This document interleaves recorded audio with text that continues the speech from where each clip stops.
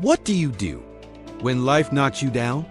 When everything you've worked for, everything you dreamed of, everything you sacrificed for comes crashing down around you. Do you stay down or do you rise? I want you to feel something right now. Put your hand on your heart. Feel that? That beating in your chest? That is not the rhythm of defeat. That is the drumbeat of possibility. That is your body saying, I'm still here. I'm still alive. And as long as I'm breathing, I have a chance to win. Let me tell you something. I've been there. I've been broke. I've been sleeping in my car. I've been so deep in debt I couldn't see a way out. And you know what I learned?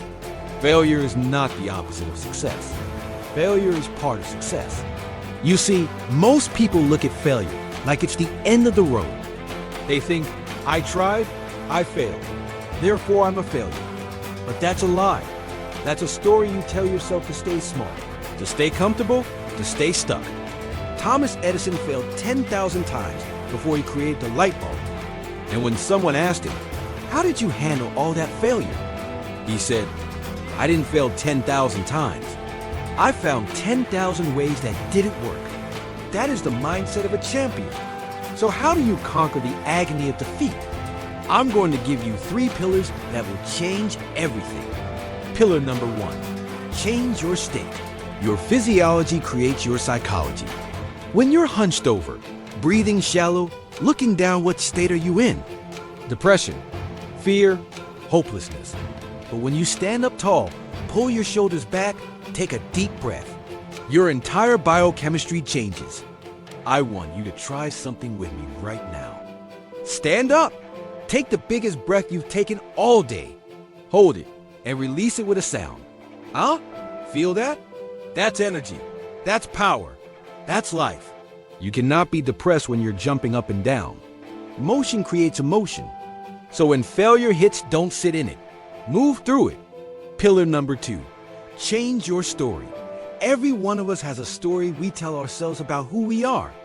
And most people's stories are killing their dreams. I'm not smart enough. I'm not talented enough. That's your story. And here's the truth. You are not your past. You are not your failures. You are the author of your life. And at any moment, you can pick up the pen and write a new chapter. I know a woman who was told she'd never walk again after a car accident. But she refused to accept that story. She visualized herself walking every single day. 2 years later, she not only walked, she ran a marathon.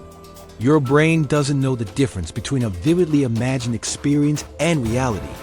So change your story from I can't to I will. From it's impossible to I'm possible.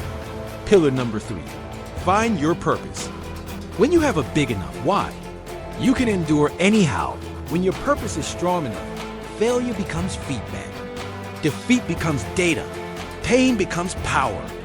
Ask yourself, why do you want what you want? Not the surface reason, the deep reason. The reason that makes you emotional. The reason that keeps you going when everyone else will quit. Maybe it's your family. Maybe it's proving the doubters wrong. Whatever it is, connect with it. Feel it burning in your chest. Because when you have that unstoppable why, failure becomes fuel. There's a myth about the phoenix, a magnificent bird that bursts into flames and is reduced to ashes. But from those ashes, it rises again. More beautiful, more powerful than before. You are that phoenix. Every failure is a fire that can either destroy you or purify you. Every defeat is an opportunity to rise stronger than ever before. Oprah was fired and told she was unfit for TV. Steve Jobs was fired from the company he created. Michael Jordan was cut from his high school basketball team. What do they have in common? They refused to let one failure define their entire lives. They took the hit. They felt the pain. And then they got back up and fought again. The quality of your life is determined by the quality of the decisions you make. Right now, you have a decision to make. You can decide that your past equals your future. That because you failed before, you'll fail again. You can decide that today is a new day. That your past does not equal your future unless you live there. that every failure has been preparing you for this moment. Which decision will you make? When I was at rock bottom, sleeping in a tiny apartment, washing dishes in the bathtub, I made a decision. I would not be defined by where I was. I would be defined by where I was going. And that decision changed everything. Knowledge is not power. It only becomes power when you use it. So here's what I want you to do right now, today.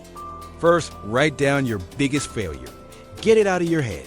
It's just words on a page. It's not a monster. Second, write down 3 things you learned. Because you grew, you became stronger. Third, write down what you'll do differently next time. Because there will be a next time. And now you're armed with wisdom. And finally take one action today. One small step. Not tomorrow. Today. Because motion creates momentum. And momentum creates miracles. You are more powerful than you know. You are more resilient than you believe. The agony of defeat is real. But it is temporary. What is permanent is who you become in the process of rising again. So I ask you, what will you do when life knocks you down? Will you stay down? Or will you rise? Will you let your past define you? Or will you define your future? Will you accept defeat? Or will you declare that you are unstoppable? Or the choice is yours. The power is yours. The time is now. Stand up. Step forward. Claim the life you were born to live. You are not a victim of your circumstances. You are the creator of your destiny. I believe in you. Now believe in yourself. Rise up, rise up, rise up.